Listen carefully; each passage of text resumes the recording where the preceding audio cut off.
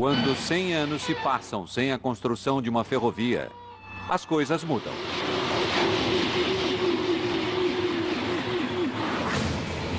Para o seu novo trem superveloz, a Inglaterra precisa de uma nova linha. 100 e tantos quilômetros de dores de cabeça. Como? Querem que façamos o quê? Até quando e por quanto?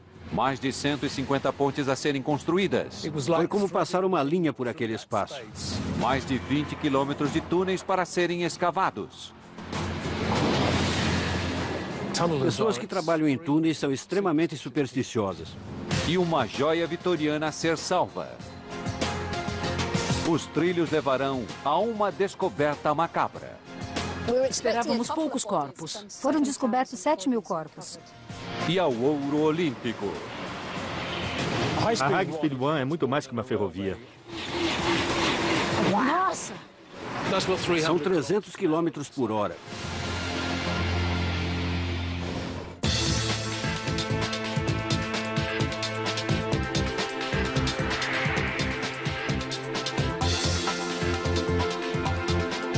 Obras incríveis. A Superferrovia Britânica. 1996.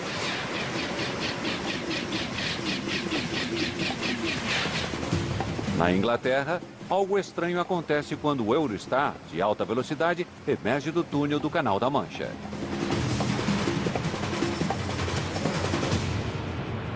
Ele reduz a marcha. De Paris para o túnel, o trem voa. Estaremos viajando a 300 km por hora, que é a nossa velocidade normal. Mas quando chega à Inglaterra, ele reduz 2/3 de sua velocidade.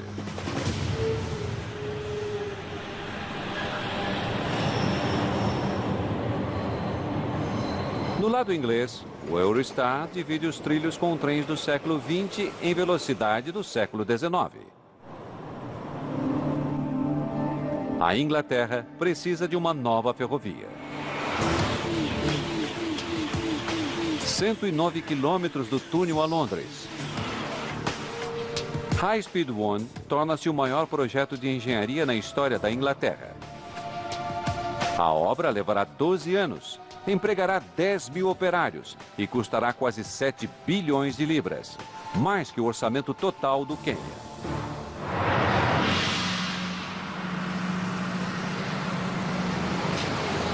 Na última vez que os ingleses construíram uma ferrovia, a Rainha Vitória governava o país.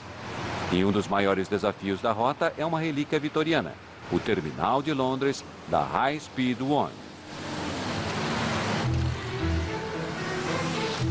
A estação de St. Pancras é uma das mais importantes construções históricas da Inglaterra.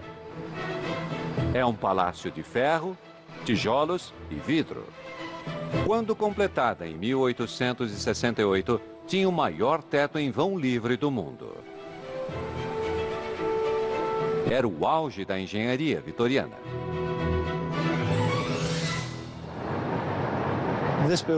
Essa construção é mágica para mim. É fantástico os vitorianos terem conseguido erguer essa estrutura sem o auxílio de computadores e com alto grau de eficiência. Realmente fantástico. Mas depois dos vitorianos, o revés. Bombardeada nas duas guerras mundiais, foi mal restaurada e sujeita à demolição. Então, em 1996, High Speed One adquiriu a construção. E a equipe faz sua primeira visita ao seu interior.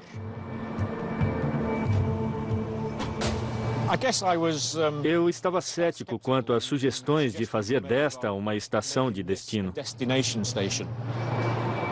Por trás de sua fachada, a St. Pancras é só escuridão e umidade, vapores de diesel e agulhas de drogas. Por hora, chegam menos de meia dúzia de trens.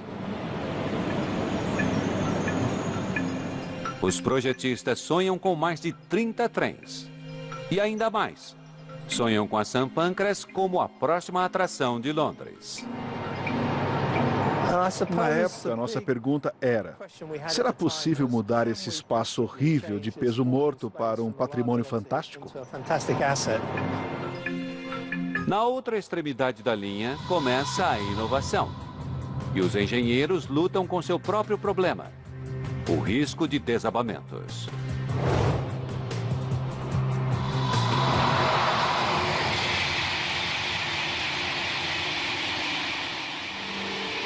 Mike Glover trabalhará na High Speed One do início até o final da obra. Todo projeto tem uma área de risco. E a do primeiro estágio da ferrovia era o túnel de North Downs. North Downs é um grande número de montanhas no sudoeste da Inglaterra. As ondulações da criação dos Alpes.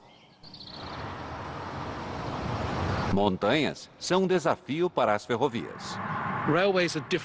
As ferrovias são diferentes das rodovias porque estas últimas podem acompanhar a topografia muito mais que as ferrovias.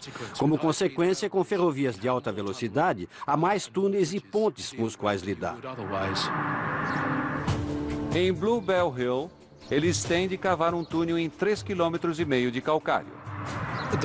O problema com o calcário, particularmente nesta área, é que ele apresenta falhas verticais e erosão. Por fora, o calcário parece uniforme, mas por dentro há falhas, onde duas massas de calcário se separam. Quando a água entra, enfraquece a área da falha. O calcário é poroso e pode reter toneladas de água. Atinge uma falha e o túnel pode desabar e ser inundado. Um desastre duplo. O calcário não é o único problema. Bluebell Hill é uma velha floresta. E algumas de suas árvores mais antigas estão na rota dos trilhos. Quando se tem um carvalho ou uma faia de 100 anos, não se pode simplesmente derrubá-las. Mas pode-se proteger a parte mais importante da velha floresta, que é o solo. Eles retiram muitos acres de terra de Bluebell Hill.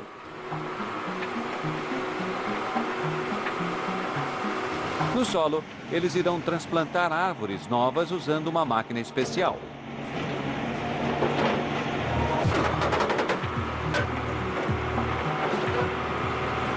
Cada pá exerce 25 toneladas de força. Carga típica, 6 toneladas. Mais árvores serão plantadas ao longo de toda a ferrovia. Ao todo, eles plantarão uma mega floresta. 1.200.000 árvores. As árvores novas estão crescendo mais rápido que o normal, graças ao antigo solo. Isso mostra o nosso planejamento nas fases de pré-construção para proteger o meio ambiente da rota. Em Bluebell Hill, eles estão prontos para escavar o túnel. Mas quão forte é o calcário?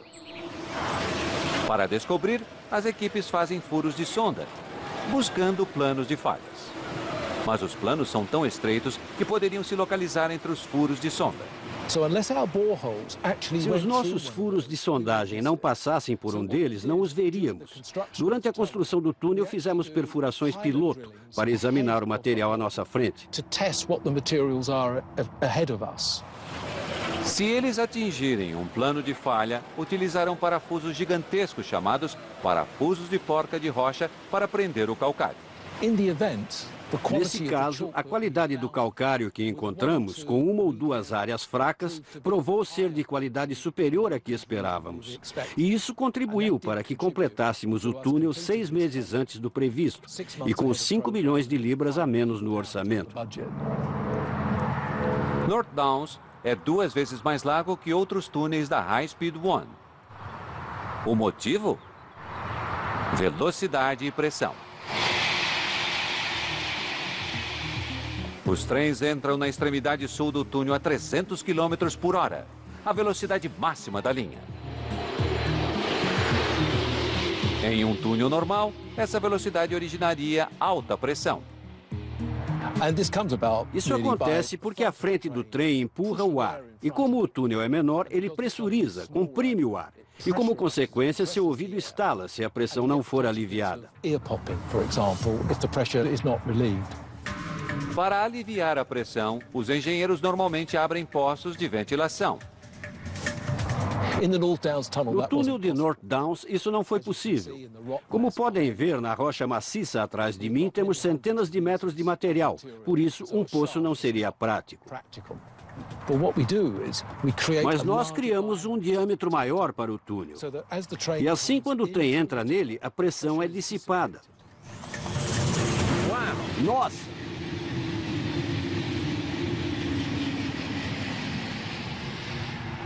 Isto são 300 quilômetros por hora. Na linha, a ferrovia do futuro guarda uma surpresa do passado.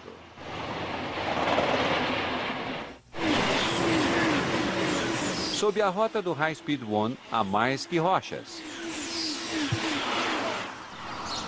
2000 anos de história estão enterrados aqui. Os vitorianos e os elisabetanos. Os anglo-saxões e os romanos. E também as tribos que viviam aqui, mesmo antes da história ter início. Alguém tem de proteger a herança da Inglaterra. Os arqueólogos foram à linha de frente da construção, preparando a rota para evitar atrasos. Na verdade, quando a construção teve início oficialmente, havia mais arqueólogos do que operários no canteiro de obras. Onde hoje está a estação Ebbsfleet, o solo era rico. Um povoado e uma vila romana, um moinho e um cemitério anglo-saxão. E uma grande surpresa. Não planejamos isso. Foi tudo encontrado quando os operários da construção estavam atarefados, preparando uma estrada lateral que nos traz a esta estação. Um arqueólogo estava observando essa atividade. Me telefonou dizendo que achava ter descoberto restos de um elefante.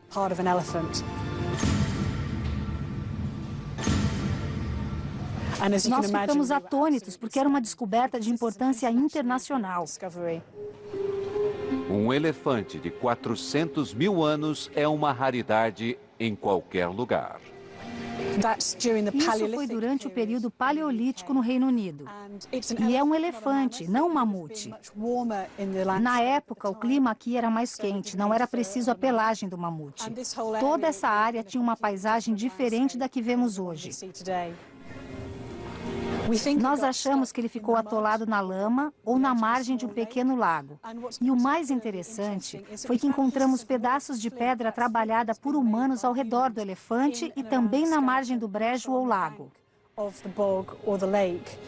Dessa forma, sabemos que nossos ancestrais estavam próximos ao animal, mas não sabemos se eles o abateram ou não. Mas é fantástico saber que havia interação entre o homem e o animal. A 30 quilômetros dali, equipes que avançam lentamente para Ebbsfleet encontraram o que de pior poderia haver. Um mega desastre. Construir uma ponte para o Eurostar sobre o rio Medway exigirá o maior vão do mundo para trilhos de alta velocidade. 1.300 metros de comprimento. Tão longo que os construtores precisam avaliar o que de pior possa acontecer. Um trem lotado, em alta velocidade, freando.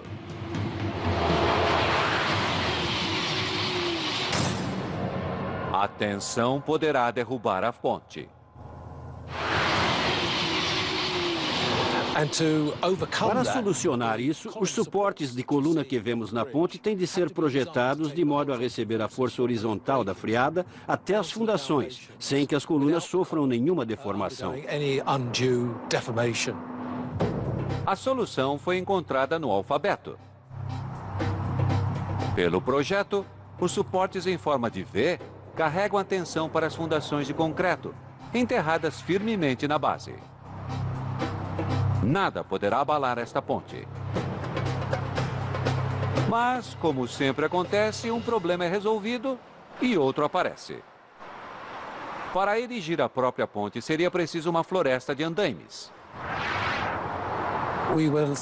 Tentávamos desesperadamente evitar práticas perigosas. E o uso de grandes andaimes temporários certamente levaria a um aumento de acidentes. Na verdade, 4 operários morreram durante a obra da ferrovia, incluindo um que caiu de um andaime.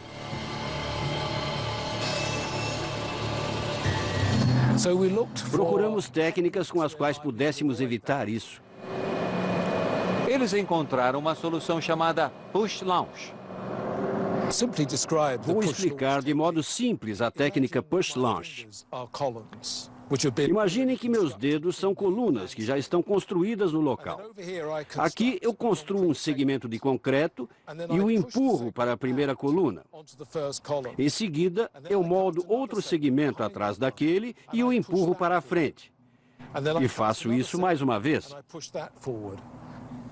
Cada segmento tem 40 metros de comprimento e pesa 1.000 toneladas. Tão pesado que, ao deslizar, a fricção poderia derrubar as colunas. Esta é uma coluna e queremos que o deck da ponte passe por ela sem empurrá-la. Para isso, usamos protetores revestidos de teflon em cima delas, o que permite o movimento da ponte com o mínimo de fricção.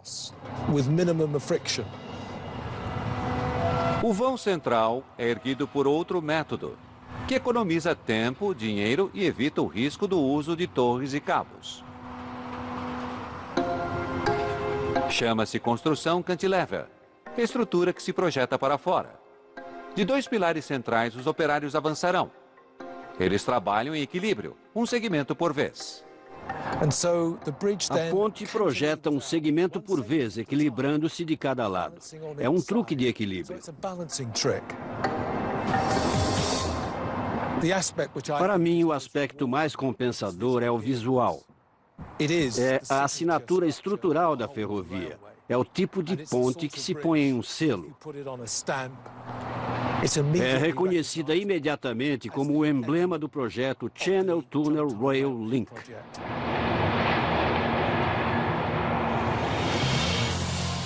Enquanto equipes constroem pontes e cavam túneis, outras trabalham no final da linha em Londres, onde outro emblema do High Speed One enfrenta uma reconstrução. O projeto é uma grande realização. Se eu tivesse de escolher um aspecto dele que mais permanece na lembrança, seria St. Pancras. Porque os desafios não foram de engenharia apenas. Eles foram uma questão de funcionalidade do espaço utilizado pelos passageiros.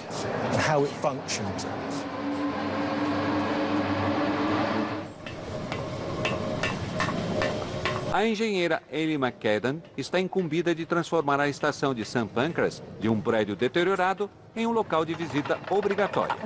Nossa, eu tive a oportunidade de torná-lo um prédio bonito. Ele já era bonito, mas estava velho. Precisava de muitos reparos, era escuro e úmido em certas partes, mas o potencial existia. Para mim, era a chance de fazer desta construção algo que fosse durar outros 150 anos. Embora eu soubesse qual era o programa, o orçamento, foi algo como, eles querem que façamos o quê, para quando e por quanto.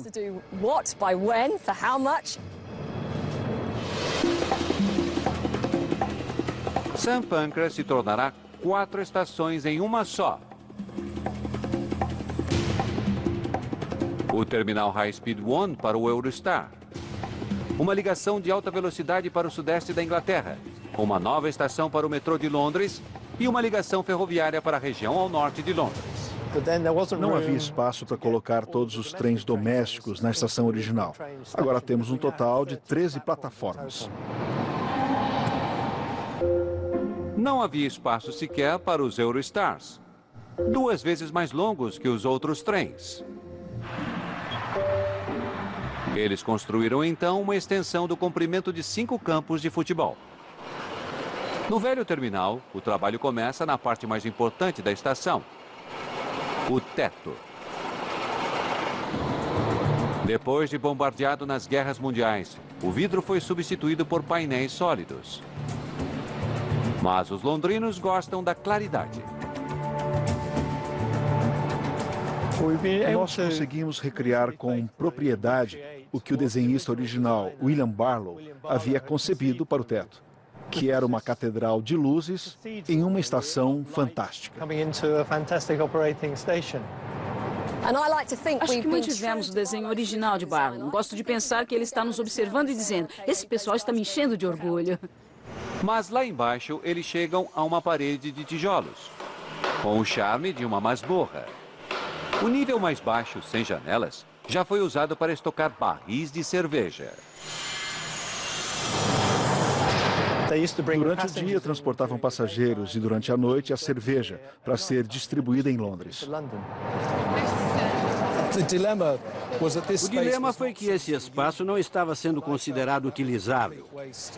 Eu achei um total desperdício e por isso passei algum tempo, na verdade bastante tempo, imaginando como poderíamos usar esse espaço, a adega de cerveja. A resposta veio do alto. Abram o teto e faça-se a luz.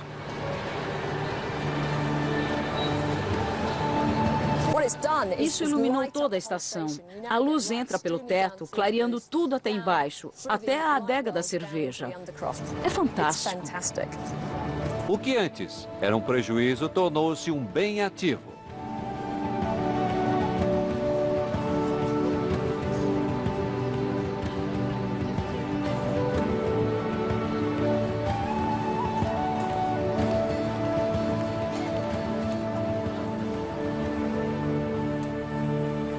Porém, mais uma vez, resolve-se um problema e cria-se outro. Encontrar uma solução para o espaço sob as plataformas não foi tão simples quanto esperávamos. O famoso arco da estação era, antigamente, o maior teto de vão livre do mundo.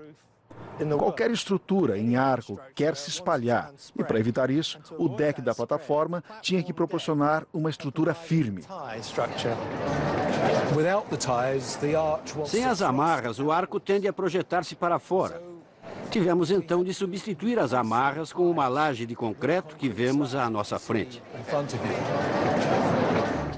A laje não só dá firmeza ao arco, como sustenta o peso dos Eurostars extra-longos.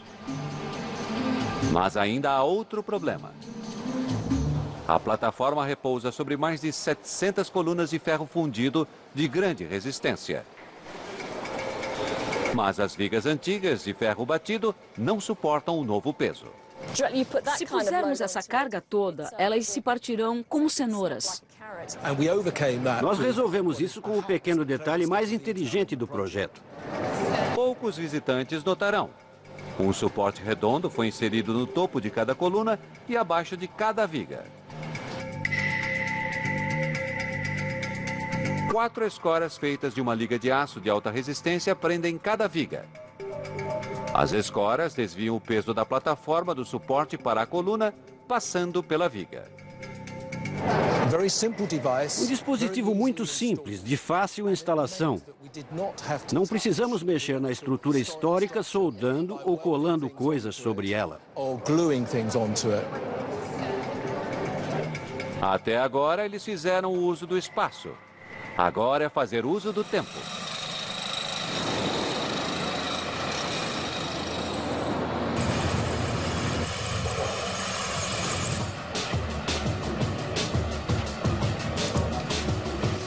Para manter o cronograma, eles precisam trabalhar em 3 níveis de uma vez.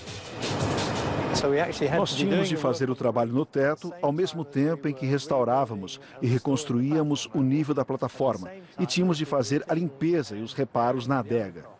Para tornar isso possível, tínhamos 3 frentes completas trabalhando simultaneamente. Naturalmente, há problemas de construção e de segurança quando temos operários trabalhando em 3 níveis. Alguns trilhos são perfeitos para um cavalete de limpeza. Usamos isso e penduramos um andaime com sofito. E isso foi importante, porque a segurança era essencial para nós. Não queríamos que nenhum operário caísse ou deixasse cair alguma ferramenta nos colegas neste nível. Ou ferindo passageiros. St. Pancras poderia ser remodelada em metade do tempo se fosse fechada. Mas os trens locais vão e vêm dia e noite.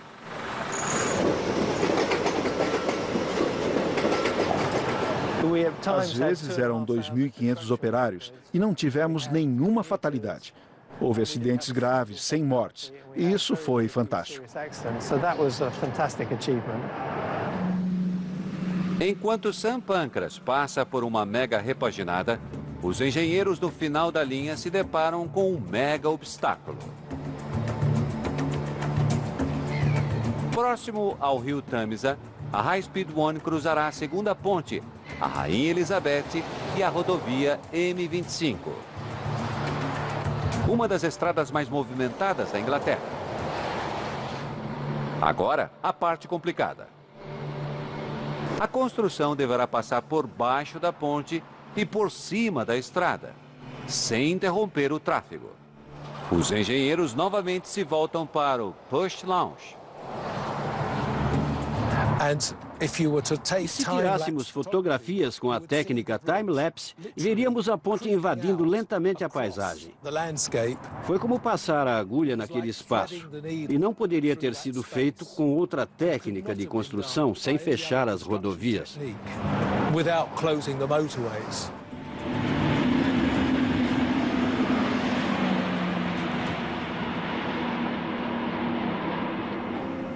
Faltando 35 quilômetros para ser completada, a High Speed One encontra um obstáculo que não pode ser resolvido com uma ponte ou com uma via perimetral. O túnel do Tamisa representou o maior risco de todo o projeto. Os riscos: desabamento, inundação e fracasso. O túnel do Tamisa, na verdade, são dois túneis, lado a lado, cada qual com 7 metros de largura e mais de 2 quilômetros de comprimento. E de profundidade equivalente a um prédio de 10 andares sob a água. Cavar megatúneis exige uma mega máquina. Uma máquina de abrir túneis, ou TBM. Tecnologia envolta em misticismo. Os cavadores de túneis são como os marinheiros, com suas superstições. Todas as TBMs devem ter um nome feminino. E é considerado má sorte trocar o nome.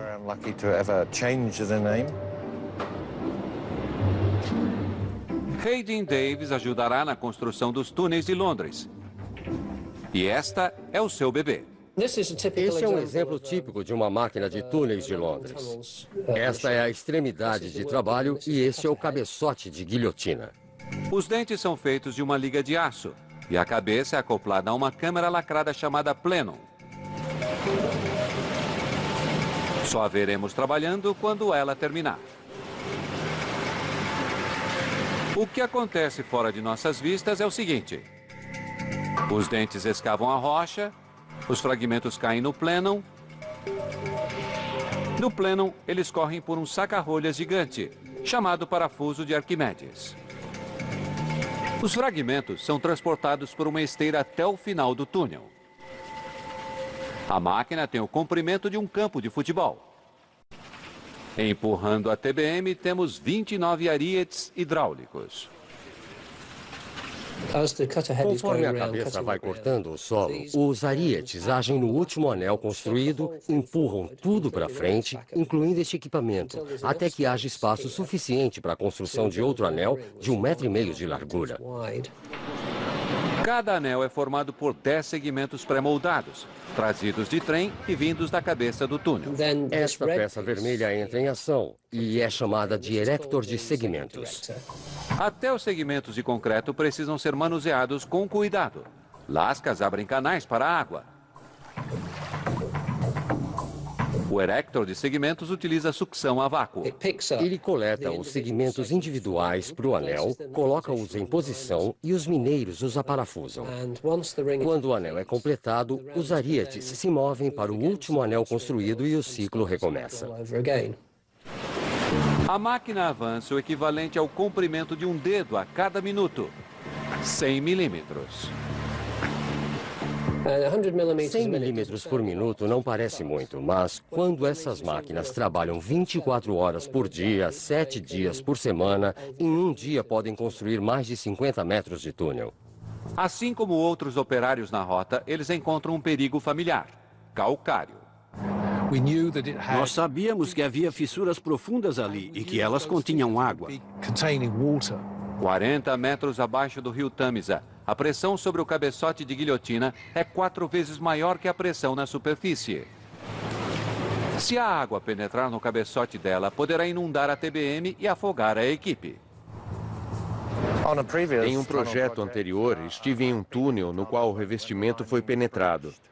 Só posso comparar o fato a um submarino recebendo uma carga de profundidade. Para contrabalançar a pressão, o plenum, atrás do cabeçote de guilhotina, é igualmente pressurizado. É chamado de sistema de equilíbrio da pressão terrestre. O que acontece com esse sistema é que, se houver um súbito influxo de água durante a operação do túnel, a pressurização do plenum responderá equilibrando a pressão. Graças ao plenum pressurizado, os operários prosseguem sem uma única fissura.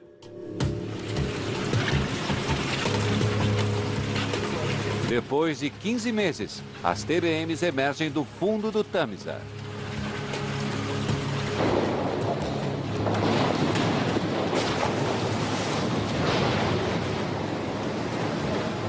Ao antever problemas e eliminando-os, eles adiantaram o cronograma. Porém, há mais escavações, e tão preocupantes quanto as do Tâmisa, sob as ruas de Londres.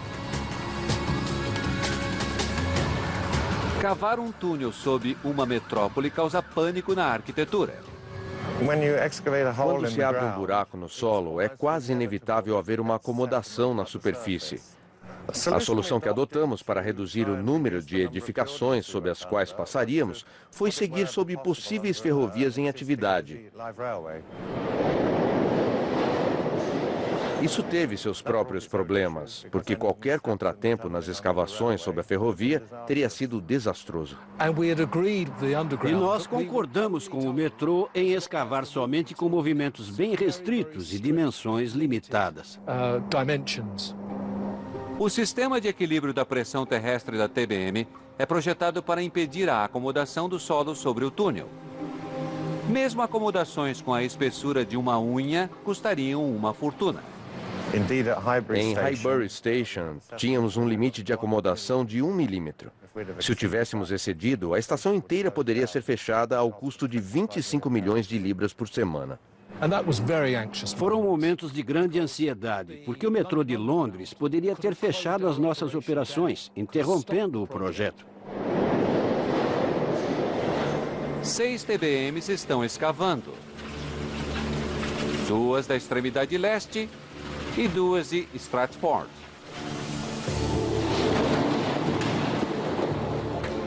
Outras equipes cavam poços de ventilação para dissipar a pressão quando os trens atravessarem o túnel em velocidade. Os poços também poderão ser usados em caso de emergência. Para permitir que os serviços de emergência cheguem a um trem com defeito em tempo razoável, os poços de ventilação tiveram de ser cavados a certa distância, 3 quilômetros um do outro. As equipes estão trabalhando separadas por quilômetros, mas todos os túneis e poços devem alinhar-se milimetricamente.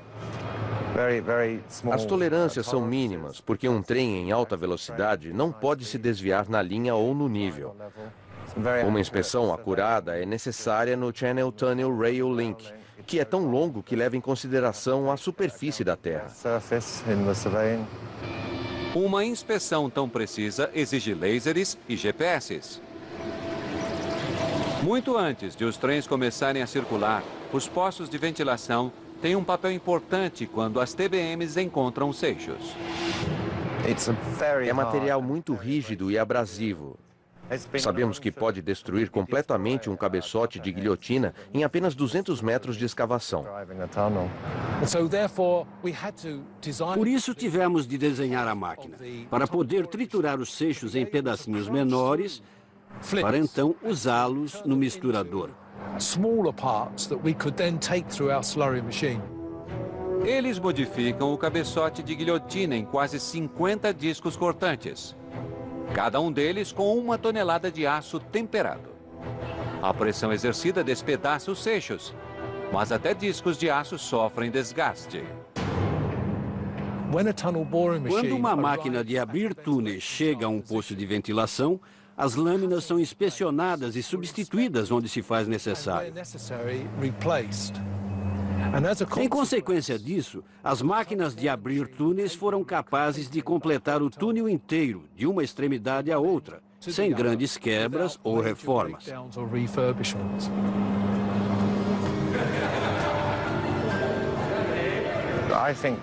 Foi provavelmente o único grande túnel no Reino Unido que ficou pronto dentro do prazo e do orçamento.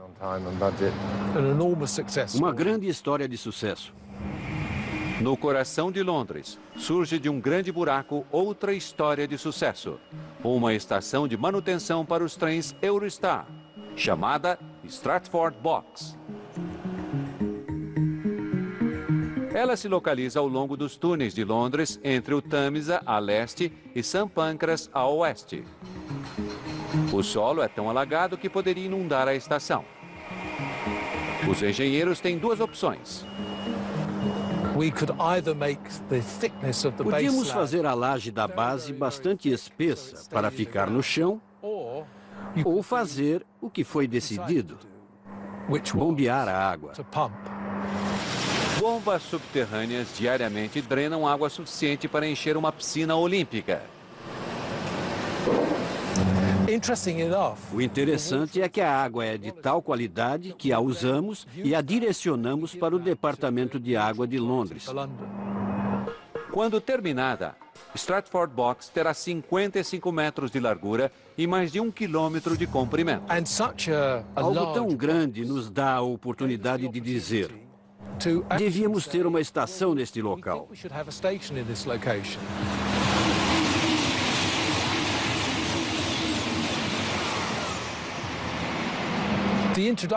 Esta estação seria a etapa inicial nos preparativos para os Jogos Olímpicos em Londres. A pouca distância de Stratford Box, existe uma margem de rio com uma centena de acres vazios. Utilizando a terra da estação, os engenheiros fizeram um aterro de 7 metros acima dela. Um local perfeito para um parque olímpico. Quando Londres lançou sua candidatura para os Jogos de 2012 ao Comitê Olímpico Internacional COI, e para vencer, ela precisava provar que poderia transportar milhões de espectadores rápido e facilmente. O High Speed One tem a resposta.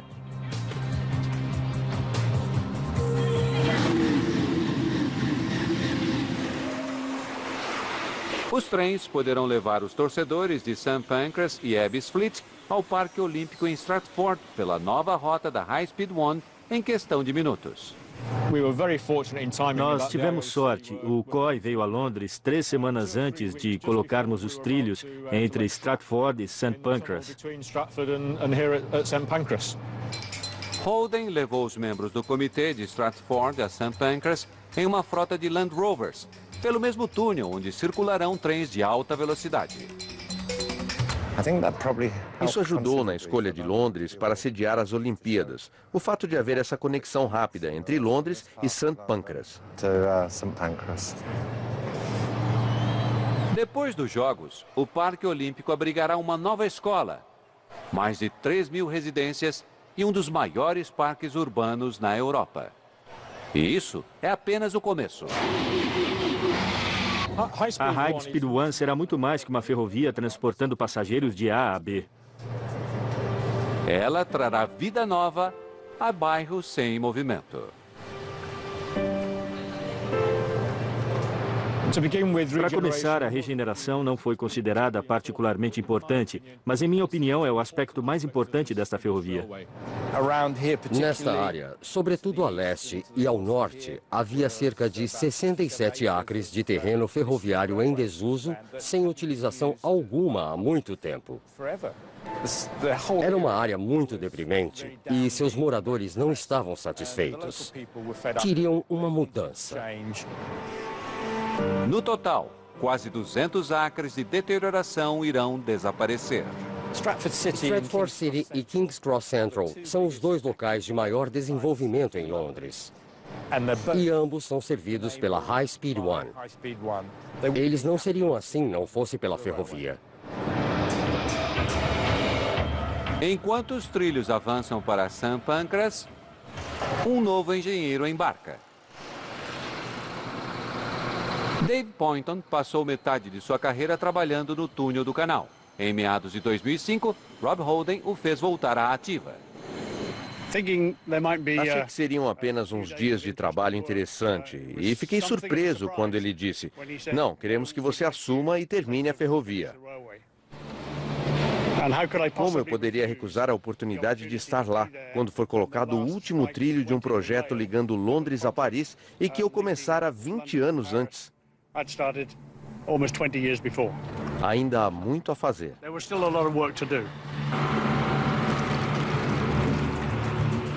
Colocar liames, colocar trilhos, passar os cabos de energia. Eles moveram as tubulações de gás que servem metade de Londres, sem interromper seu fornecimento. Próximo a St. Pancras, eles colocam estacas de fundação a 2 metros dos trilhos do metrô. Um feito que ninguém realizara. E conseguimos convencer o metrô a nos deixar trabalhar enquanto os trens trafegavam. Mas, ao longo de seus próprios trilhos, eles encontram um empecilho. Em meio àquelas árvores, atrás de mim, situa-se a igreja paroquial de St. Pancras. Na era vitoriana, ela estava relacionada a um grande cemitério que se estendia até onde nos encontramos agora. O que os vitorianos fizeram para construir a estação original foi cavar uma grande trincheira ao longo do velho cemitério. Arqueólogos sabem que os corpos foram enterrados novamente próximo dali. Mas quantos eram? E exatamente onde? Bem embaixo de onde estou agora, encontramos milhares de corpos. Na verdade, descobrimos cerca de 7.000 corpos. Esperávamos achar alguns corpos, porque estávamos cavando próximo ao cemitério de uma igreja. Mas nunca 7.000. Foram vários meses para remover e registrar os corpos. Pelo menos uma vez o progresso se rende à história. No coração de Londres, outro corpo vitoriano está prestes a ser ressuscitado. Na estação de St. Pancras, a renovação chega ao último estágio, a fase cosmética.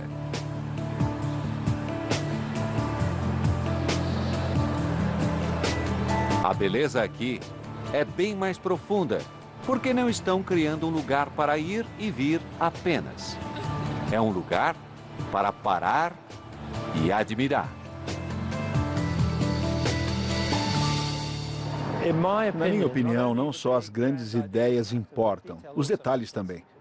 Nos esforçamos para que fossem precisos.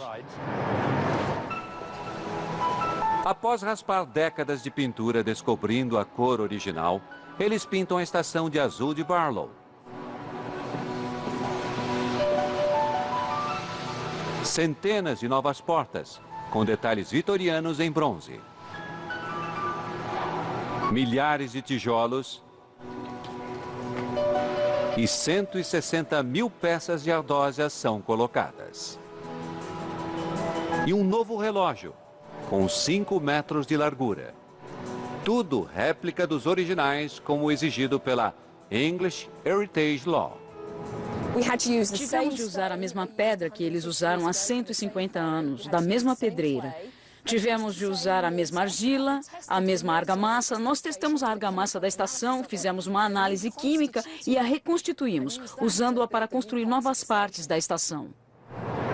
Sempre me perguntavam por que valia a pena preservar essa estação. Creio que agora a resposta é evidente.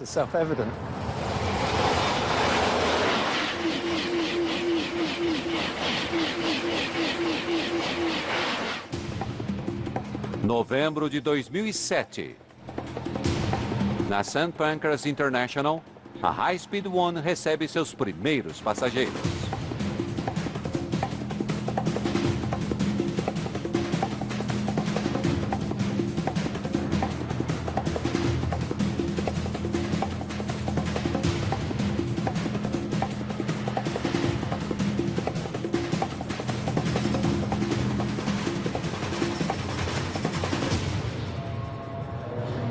Esta é a primeira ferrovia construída no país depois de 150 anos. Ela se compara ao que foi realizado na França e na Alemanha no tocante a linhas de alta velocidade. É um megaprojeto que foi entregue dentro do prazo e do orçamento.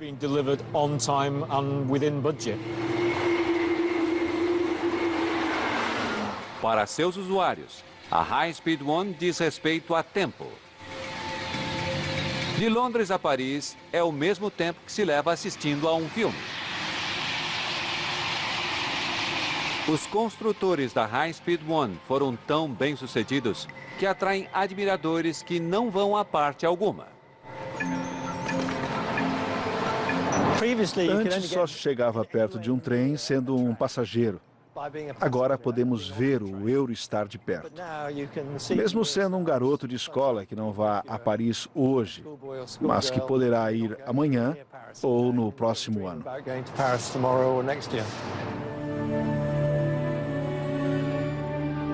Como Humphrey Bogart disse a Lauren Bacall, sempre teremos Paris.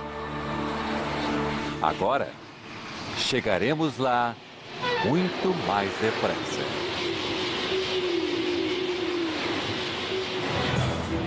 Versão Marshmallow São Paulo.